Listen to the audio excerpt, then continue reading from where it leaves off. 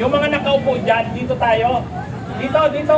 Kasi kukuha na tayo ng picture para ipakita natin na marami tayo.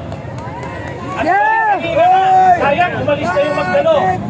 At saka, sana, kung doon tayo, talagang kitang-kita na marami tayo, no? Kaya lang, alam niyo ba bakit hindi tayo nakagamit doon? Ang National Historical Commission of the Philippines, hindi tayo pinagamit doon. Anong klaseng National Historical Commission yan? Ha? Pagtutulong-tulungan natin sa social media, yung truta na yan.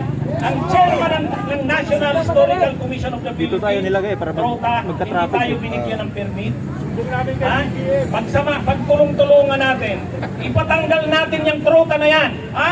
Sama-sama tayo sa social media. Walang konsensya siguro yan. Imaginin nyo, makasaysayang lugar ito, ayaw ipagamit sa atin. Hindi naman tayo magugulo, di ba? Correct! Pero, para lang maano tayo, kasi hindi natin makita yung laki ng ano natin, sana yung mga nandyan tayo. Kasi patapos na tayo eh.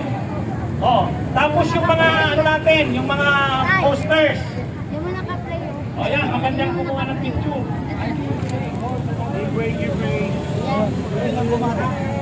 Ayan. Unang-una. Ayan, sige, dito tayo. Dito, medyo malakan, ano dito. Diyan. Para makita natin. Actually, marami nang umalis eh. Oo, yung Magdalo, umalis kanina, marami sila. Sayang kung nakunan tayo, ano? Oo, di bale, tayo mga natitira dito, yung mga bandila natin, saka mga tarpaulin. Unang-una muna, saludo sa lahat ng narito ngayon. Amen! Praise the Lord! Kinakantsawan kami ng mga vloggers, sabi nila, tapatan nyo ang 1.5 million ng Iglesia ni Cristo. Hindi ako naniniwala dyan! Tayo, alam nyo, ang pagtitipon, hindi naman lang sa bilang yan. Ang Amen! tinitingnan sa pagtitipon, yung substance, Amen! yung sustansya. Ang tama. Kasi halimbawa, may pagtitipon, napakaraming tao, konsyerto naman. Ano naman yun? Konsyerto naman yun eh. Di ba? Natural, maraming tao doon. Pangalawa, kung ang pagtitipon mo ay pagtitipon ng relihiyon, kahit pa 1 million yan, hindi rin masyadong may substance yan. Kasi relihiyon yan eh. Di ba? Tama. Oh. Pero itong ating pagtitipon, hindi ito pagtitipon, hindi tayo inobliga dito ng ating relihiyon. Ito ay kusa natin na sa paninindigan natin sa issue. Mahirap magpatipon kapag ang pagtitipon ay paninindigan. Kasi ibig sabihin, hindi ka pupunta dyan kung hindi ka naninindigan. Kung umaattend ka sa isang malaking pagtitipon, konsyerto naman, ay hindi, konsyerto yun eh. O kaya, kung umattend ka, nanawagan ang El Shaddai, nanawagan ang Iglesia, dala na yan ng relihiyon, ay siyempre, pag kinumand mo, relihiyon yan, usapin niya ng Diyos. Mahirap kong pahindihan yan. Di ba? Correct! Oo. Pero tayo dito, hindi. Paninindigan ang nag-udyok sa atin na pumunta dito. Correct! Tama! Katunayan, kanina pa, ang daming lumalapit sa akin. Ang dami nga, senior citizens eh. Ha? Sabi, attorney, pumunta ako dito. Talaga lang gusto kong sumuport sa laban ninyo. Tingnan nyo yan! Yan ang paninindigan ng mga pumunta dito. Tama! Marami rin mga galing sa abroad. May Japan. Si Mrs. Pilosis, Japan yan. Yung nagsalita kanina, Japan, may galing US. Pumunta sila dito. Nabalitaan itong pagtitipon natin. Pumunta sila dito. Paninindigan yun. Tama! At lalong wala naman tayong pera na pinambay. Sa totoo lang, ang sabi, nung ino-organize namin ito, nila Admin Reid, sila Mami Ping, sabi ko, ang bunyog sa Metro Manila, kaya namin kahit 5,000. Kaya lang sabi ko, ang kailangan natin dyan, pamasahe man lang, o kaya sasakyan. Wala naman kaming nakuha ang pamasahe man lang o sasakyan eh. Tama! Kahit piso. Correct. Kaya, yung bunyog na nakita nyo rito, yan lang yung nagkusa na gumastos sa pagpunta dito. Pero kung may pamasahe, ay mas marami. Kaya lang hindi naman tayo, wala tayong pera eh. Sariling pagkukusa lang talaga. Tama. Kaya yung pumunta dito na ganito, saludo ako sa inyo. Tama. At sa totoo kanina, bago ako pumunta dito, nagla-live ako. Alam nyo, habang nagla-live ako, Admin Rich, tapos Mami Ping, Kunting Tinig, ang bilis ng galaw ng mga comments. Kanina, ang nanonood sa akin kanina, alas 11 bago ako pumunta dito, mga 6,000 na live viewers. Tama. Sabi ko, live ko ito bago pumunta dito. At ang bilis ng mga ng comments. Ang dami nila, sabi nila, attorney, hindi man kami makasama sa inyo dyan, pero Nanonood ako suportado kay namin Atty. kayo sa kanina. ginagawa nyo. Habang kumakain ako. Kaya tayo ganito, 1.5 million ka man. pa ako eh. Kung hindi mo naman kinakatawan ng kabutihan, kung hindi mo naman kinakatawan ang mamamayan, walang silbi ang 1.5 million. Ito nga. Makapagredo ako tsaka 1.5 million ang pinaglalaban mo, Kaya kasamahan. ako mapalitan ng pro-China. Gusto ko Dito na tayo sa ganito na 1,000 na para sa kabutihan. Gusto mo ng ba bayan. probinsya tayo ng China? Hindi na pwede. Diba, hindi pwede yun? Oh, Pag ang ari ko ng bansa Ay, nila. kayo, Digong, doon kayo sa China. Mga animal kayo. Ako kasi honest tayo eh. Yung mga vloggers na Sabi niya, PDS di ba, na nagrarami nakita doon sa tayo sa Instagram, mo. kikinsi sila ang sinasabi nila, dinagsa lang ng mga Palitan niya daw si supporters. Satanas. Kikinsi, dinagsa. Kaya, Ay ako nung tinanong kanina ng media ng Huwag na GMA, talaga. attorney, ilan ang estimate mo? Sabi ko mga 700. Honest yun.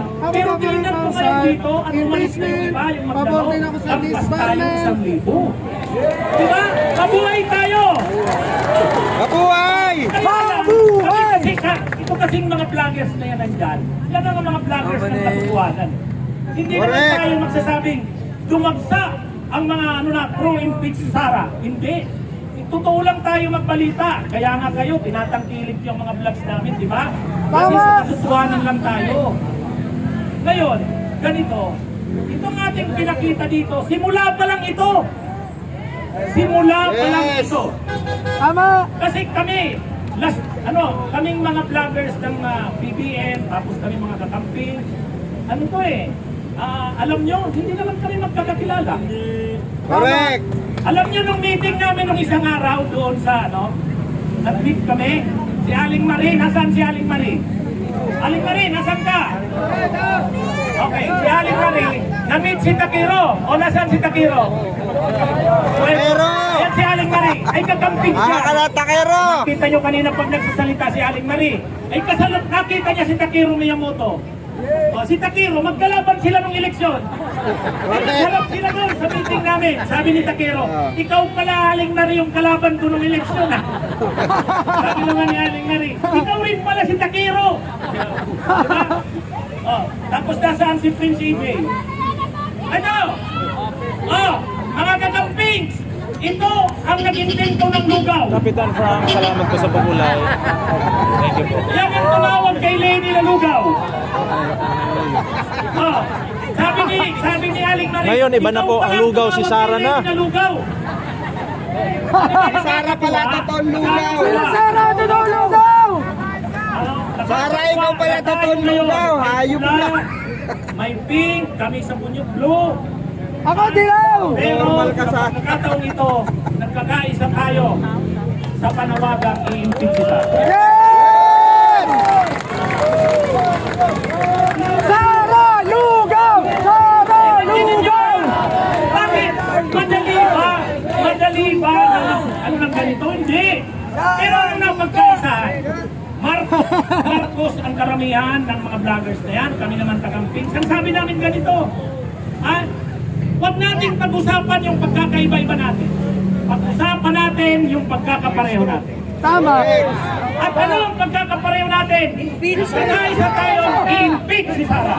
Impeach Sara! At kahit na, at ito na, malapit ng eleksyon. Impeach Sara. Malapit ng eleksyon. February 11, simula ng kampanya. Pag-iboto siya, Bante! Ganito, maaaring magkaiba-iba tayo sa mga dinadalang kandidato. Pero magkaisa tayo sa ayaw natin. Bahala na kayo kung sinong gusto yung senador. May senador kami, may senador kayo. Pero magkaisa tayo sa ayaw natin. Tama! Pagtulong-tulungan nating Pagtulong-tulungan natin, huwag manalo ang mga hindi na dapat manalo. Si Bongo pumapasok sa survey. Pagtulong-tulungan natin, ilaglag natin yan. Si Bato, Huwag na si Rebilla lang! 10, 11, 12, Huwag na si ihulog pa Rebilla natin lang! ang todo.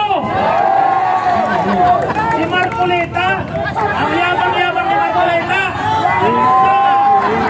Kasi Kibuloy, wag na. 2% lang ang survey niya. Ha? Kaya ibig kong sabihin, Ayaw namin sa rating. wag na nating wala na dapat manalo kahit isang kandidato ng Duterte. Boto Kibuloy! Duterte, wala na dapat manalong senador na Duterte. Bahala na kayo kung sino ang gusto nyo maging senador. May kanya-kanya tayong manok. Pero pagdating kaisahan natin, pagtulong-tulungan natin, Tama! huwag nang manalo ang sino man sa Duterte. Okay ba tayo doon? Kaya itong pagkakaisa natin ngayon, hindi lang ito sa impeachment. Sa eleksyon sa 2025, magkaisa rin tayo. Kung hindi yan mapigilan si Sara, tumakbo yan. Magkaisa tayo sa 28, wag manalo yan si Sara Duterte. Kahit na sino, basta wag lang si Sara. Pero mas maganda, wag nang tumakbo yan sa 2028, kaya i-impeach na natin. Ngayon, ipakita natin ang pwersa natin. Alam niyo yung mga kongresista na yan, medyo natatakot sa iglesia eh. Dinaga! Dinaga! Pero, ipakita natin sa kanila, huwag silang matakot. Alam nyo, sabi kanina ni Congresswoman Franz Castro, medyo nag-ano siya kasi si PBBM, parang hindi masyadong solid ang stand. Pero mayroong sinabi si PBBM, kahapon lang, na medyo maganda. Yan. Iniskas ko kanina sa vlog ko, anong sabi ko? Anong sabi ni PBBM? Kung siya ang tatanungin, parang wala ng oras. Pero ang sabi niya, pero wala namang magagawa ang Kamara. Wala namang magagawa ang Senado. Diba? Ibig sabihin, si PBBM nang nagsabi na ang Kamara, pag may nag-file ng complaint, wala naman silang magagawa. Kailangan nilang aksyonan yan. At ang Senado naman, pag na-file sa Senado yung articles of impeachment, wala rin namang magagawa ang Senado, kundi dinggin yan. Pag hindi nila yan inaksyonan, sila ay pwede nating papanagot. Kasi ministerial duty nila yan eh. Kaya nga sabi ni PBBM, they have no choice. The House has no choice.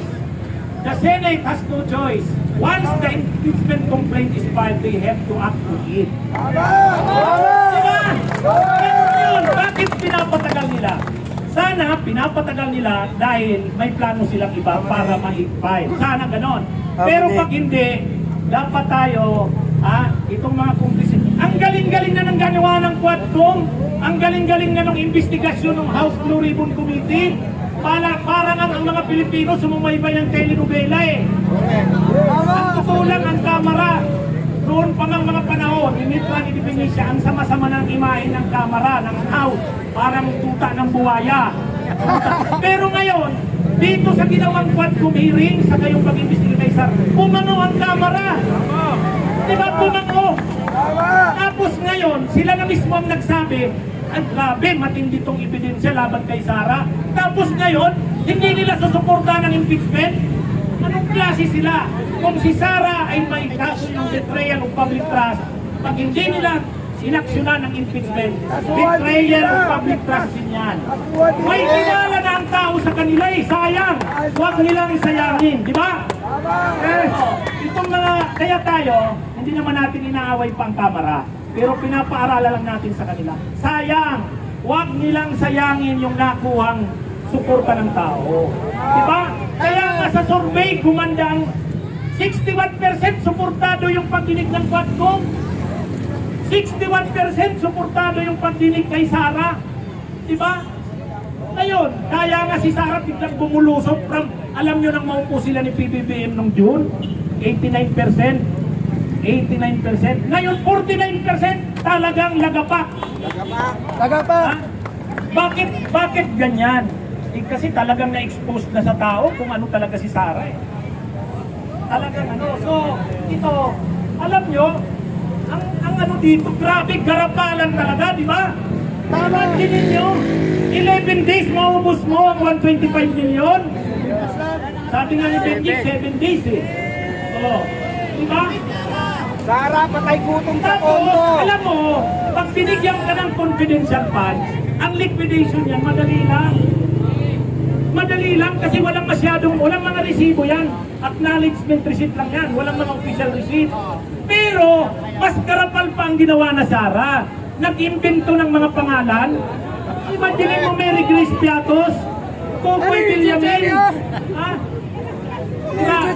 Grabe ang ginawa. Talagang, at nang pinagpapaliwanag siya, ang tagal na umatin sa hearing, nung pina-attend niya yung mga tao niya, si Paharda, si Sulay Calube, biglang nag-high blood, biglang nag-alta presyon, tapos dinala sa veterans. Ay, grabe ito pala ito. Ha? Tapos, ang pinapalabas pa nila, sila ang inaapi. Imagine niyo yan, sila ang inaapi, nagpapaawa. Tapos ngayon, biglang nagmamalasakit sa bayan. Pag narinig mo si Sara tungkol sa presyo ng bilihin, sabi ni Sara, tatakbo ako sa 2028 kasi hindi ko masigura na ang bansa ay nagbabackslide. Ibig sabihin daw, mabagsak daw ang bansa. Eh siya nga ang dahilan ng pagbagsak ng bansa. Silang mga Duterte ang dahilan. Tapos sabi niya, kaya tatakbo siya sa 2028 dahil ayaw niya itong nangyayaring pabagsak ang bansa. Wala! Ang gagawin niya pag nanalo yan si Sara, mawawasak ang bansa. Wawasak. Ang imagine niyo, Vice President ka pa nga lang, ganyan ang ginawa mo. How much more kung presidente ka na? Alam niyo, walang hiya sila Duterte. Baliw. Sa dami ng pinagpapatay ng panahon niya, 25,000 to 30,000, walang due process yan. Hindi binigyan ng pagkakataon. Pinagdududahan kang kriminal, adik, involved sa drugs. Walang investigasyon, patay. Walang due process. Ngayon, lahat ng due process binibigay sa kanila. Lahat ng due process binibigay sa kanila. Baliw si Sara, baliw. Yang investigasyon ng Kamara, sabi ni Marcoleta, yang Kongreso, yang Kamara, hindi naman korte yan, hindi naman piskal yan. Bakit? Sino bang nagsabing piskal ang Kamara? Sino bang nagsabing korte ang Kamara? Alam niyo ganito, ang Kamara, may kapangyarihan yan mag-imbestiga, hindi bilang piskal. Kumbaga, may gagawin silang mga batas, may mga nangyayari sa Pilipinas, gusto nilang imbestigahan. Kasi sa investigasyon na yan, maaaring ang mga batas amyendahan o kaya magagawa ng bagong batas. Yan ang investigation in aid of legislation. Ngayon, sa panahon ng investigasyon mo, in aid of legislation, may lumitaw na matitinding mga krimen. Anong gagawin mo? I-refer mo sa DOJ. Ano na ako nanonood sa kanya? I-refer mo sa iba para yung DOJ na ang magsampa ng mga kaso. 5 taon na May ako mali ba nanonood sa doon? kanya. Wala.